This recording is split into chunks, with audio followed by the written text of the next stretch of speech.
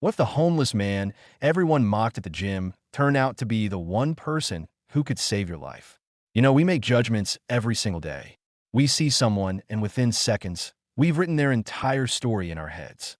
But sometimes, just sometimes, life has a way of flipping the script so dramatically that it leaves us speechless. Welcome back to Tales of Wonder. If you enjoy stories that remind us why we should never judge a book by its cover, hit that subscribe button and ring the notification bell so you never miss a tale that might just change how you see the world. Now, let's begin today's story. Chen had everything figured out, or so he thought. At 32, he was the managing partner at one of Denver's most prestigious law firms, driving a Tesla Model S, living in a penthouse downtown with floor-to-ceiling windows that overlooked the city like a kingdom beneath his feet. His suits were tailored on Savile Row, his watch cost more than most people's cars, and his confidence? Well, that was priceless. Or perhaps more accurately, it was about to cost him everything he thought he knew about the world. Matt had a routine, you see. Every Tuesday and Thursday evening at 6:30 sharp, he'd walk into Elite Performance Gym. Not your average Planet Fitness, mind you, but the kind of place where entry required a referral and monthly dues that could cover a modest rent payment. The clientele was exactly what you'd expect. CEOs, professional athletes, trust fund heirs, and people who used summer as a verb. It was a Thursday in late October when Matt first noticed him. The man was standing near the heavy bags in the corner, the section of the gym that most members avoided because, let's be honest, hitting a bag is hard work, and these folks prefer the image of fitness over the reality of it. But this man wasn't like the others. He was older, maybe 60, with weathered skin that spoke of decades spent outdoors, not in climate-controlled boardrooms. His clothes were wrong, all wrong. Faded military surplus jacket, pants that had seen better years, and shoes that were holding together through sheer determination and duct tape. His silver hair was pulled back in a ponytail, and his face carried the kind of lines that come from laughing hard and hurting harder.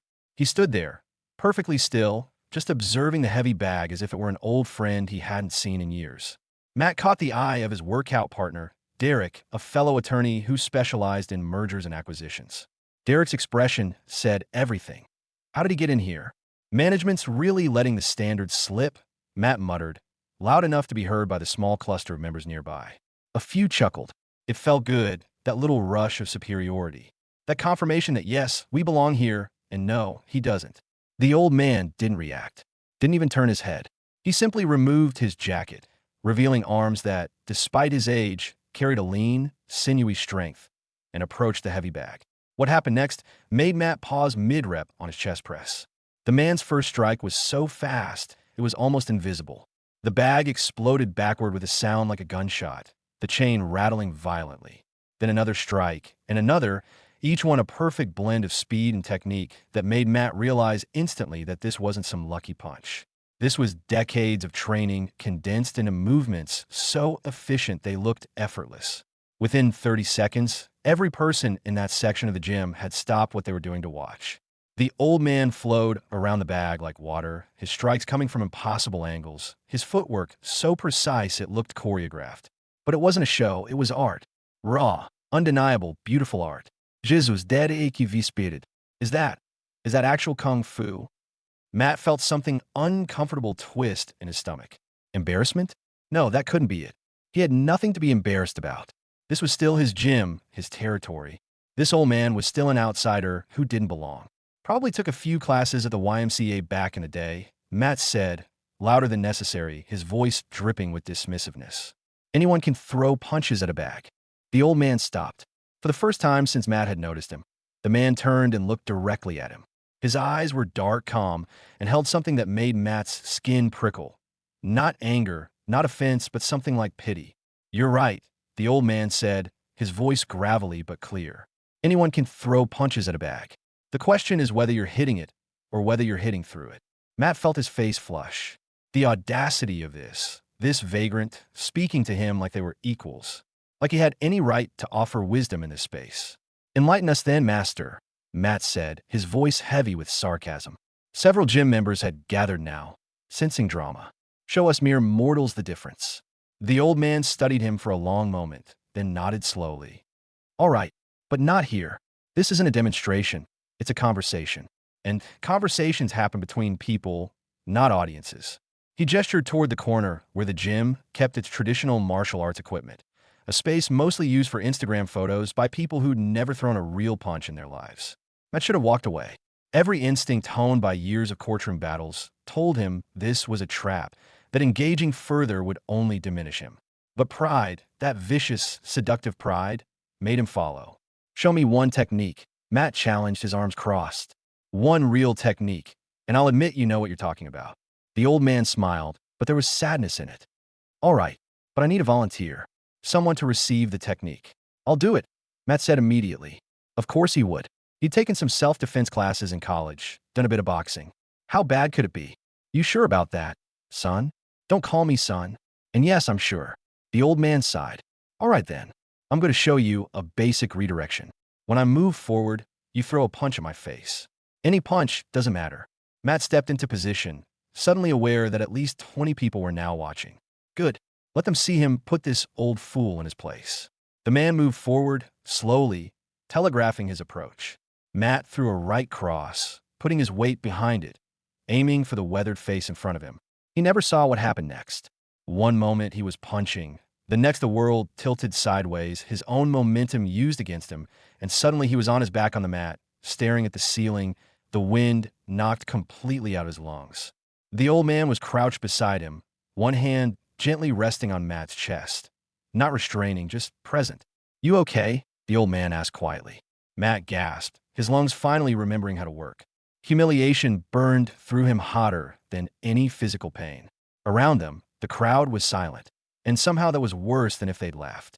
"That was a cheap shot," Matt wheezed, his voice coming out strangled. "No," the old man said, standing and offering a hand. "That was 40 years of training meeting 30 seconds of arrogance. There's a difference." Matt ignored the hand, rolling to his side and pushing himself up. His face was crimson, his carefully cultivated image shattered like dropped glass. "Who the hell do you think you are?" Matt demanded, his voice rising. "You come into our gym, dressed like you just crawled out from under a bridge, and you think you can humiliate people? I'm calling management. I'm having you thrown out." The old man's expression shifted then, something hardening behind his eyes. "My name is Thomas Way, and this stopped being your gym the moment you decided my clothes determine my worth." "Security," Matt shouted, turning to find a gym manager already approaching, a young woman named Sarah who'd always been professional but friendly. "Is there a problem here, Mr. Chen?" she asked, her tone carefully neutral. "Yes, there's a problem. This man assaulted me. I want him removed immediately, and I'm considering legal action." Sarah looked between Matt and Thomas, her expression troubled. "Mr. Chen, I saw what happened. You volunteered for a demonstration. Mr. Wei didn't assault you. You asked him to show you a technique. I don't care what it looked like." Matt was fully shouting now, aware he was losing control but unable to stop. "He doesn't belong here. Look at him. This is a private gym for professionals, not a homeless shelter." The silence that followed was absolute. Thomas Way stood perfectly still, his face carefully blank, but Matt could see the pain flash briefly in his eyes. And somehow, that pain made Matt even angrier because it made him aware, just for a second, that he'd crossed a line he couldn't uncross. "Mr. Chun," Sarah said slowly, her voice cold now. "Mr. Wei has been a member of this gym for 6 months. He pays his dues in full, in advance, every month. And frankly, in those 6 months, I've never once heard him disrespect another member the way you just disrespected him." Matt felt the ground shift beneath him. "That's what? You didn't know?" Thomas Wei said quietly. "Of course you didn't. You saw the clothes, made your judgment, and never bothered to look any further." He reached into his jacket pocket and pulled out a worn leather wallet, extracting a business card that he handed to Sarah, not Matt. "Could you give this to him later, when he's ready to actually see it?" Sarah took the card, glancing at it. Her eyebrows rose. Oh my God, what?" Matt demanded, snatching the card from her hand. The card was simple, elegant. Thomas Wei, Master Instructor, Wei Family Kung Fu, former Special Operations Combatives Trainer, 45 years teaching experience below that, an address Matt recognized immediately. It was in one of Denver's revitalized warehouse districts, where authentic martial arts schools had started taking root, far from the commercial dojos that handed out black belts like participation trophies. Matt started, his mind reeling. "Yes," Thomas said. "I teach. I've taught everyone from Special Forces soldiers to inner-city kids who couldn't afford a gym membership. I've trained fighters who went on to win championships. And I've trained people who just wanted to learn to defend themselves. The suit doesn't make the teacher, Mr. Chen. The heart does. But you look. Matt couldn't even finish the sentence, finally hearing how it sounded. Homeless, Thomas said, his voice gentle but firm. I'm dressed this way because I just came from teaching a free class at a community center downtown. Those kids don't care what I wear. They care whether I show up, whether I see them, whether I treat them like they matter. He paused, letting that sink in. I come here on Thursday evenings because my old training partner, the man who owns this gym, by the way, set me up with a lifetime membership years ago. I use the equipment, I mind my own business, and I try not to bother anyone. But apparently, my existence is still too much for some people. Matt stood there, the business card crumpling slightly in his trembling hand. Around them, the other gym members were staring at him now with expressions ranging from pity to disgust. Derek had quietly slipped away. Even the couple who'd laughed at his earlier comment were looking at their phones, suddenly very interested in anything but this conversation. I didn't know, Matt said weakly, and even as he said it, he realized how pathetic it sounded. If you'd known, you would have treated me with respect. Thomas interrupted, his voice still gentle, but carrying an edge now. That's the problem right there, son. Respect shouldn't be conditional on someone's credentials. Every person in this gym, every person in this world, deserves basic human dignity, whether they're a master instructor or someone who actually is struggling with homelessness. He picked up his jacket, shrugging it back on with the same deliberate care he'd shown in every movement. I'll be on my way. I clearly make you uncomfortable, and that's not what I come here for. Wait, Matt said, the word escaping before he could stop it. Please. I was wrong. Completely, utterly wrong. I judged you, I mocked you, and He swallowed hard, years of courtroom composure abandoning him. I was an asshole. Thomas studied him for a long moment. Yes, you were. Let me make it right, Matt said, desperation creeping into his voice. I don't know, buy you coffee? Dinner? Something. Why? Thomas asked simply. Because now you know I'm someone important? Because now you're worried about your reputation? Matt opened his mouth to deny it, but the truth stuck in his throat. Because yes, part of him was worried about how this looked, about the story that would spread through the gym, about his image. But there was something else too, something unfamiliar and uncomfortable, genuine shame. Because, Matt said slowly, forcing himself to meet Thomas's eyes, I want to be the kind of person who would have treated you with respect, even if you were just some guys working out in old clothes. And I'm clearly not that person yet. But maybe you could help me understand how to become him. 6 months later, Matt Chen stood in a very different kind of gym. This one was located in a renovated warehouse, with concrete floors, minimal equipment, and walls decorated not with motivational posters, but with photographs. Decades of them, showing students of all ages, all backgrounds, all united by the same focused expression as they learned the ancient art Thomas Way had devoted his life to preserving. Matt was dressed in a simple training uniform, his expensive suits hanging untouched in his closet most days now. His hands were wrapped, his feet bare, and his body carried the pleasant ache of someone who trained hard and honestly. Better, Thomas said, watching Matt move through a form. You're finally starting to understand that strength without wisdom is just violence waiting to happen. Matt completed the form, bowing respectfully. I'm starting to understand a lot of things. And he was. The lessons Thomas taught went far beyond fighting techniques. They were lessons about humility, about seeing clearly, about understanding that every person you meet is carrying battles you know nothing about. Matt still practiced law, but he'd made changes. He'd started taking pro bono cases, particularly for people experiencing homelessness, using his courtroom skills to fight for those who couldn't fight for themselves. He discovered that actual justice felt better than any when motivated purely by money or status. He'd also become one of Thomas's assistant instructors, teaching basic self-defense to the same community center kids Thomas worked with. Watching their faces light up when they mastered a technique, when they felt strong and capable, had become the highlight of his week. You know, Matt said, taking a drink of water, I never thank you properly. For what? Thomas asked, demonstrating a technique to a teenage girl who'd been attending classes for a month. For not accepting my apology that first night. Thomas smiled. I didn't reject your apology.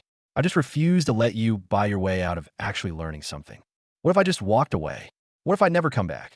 Then you would have learned nothing, and that would have been your choice, Thomas said simply. But I had a feeling about you.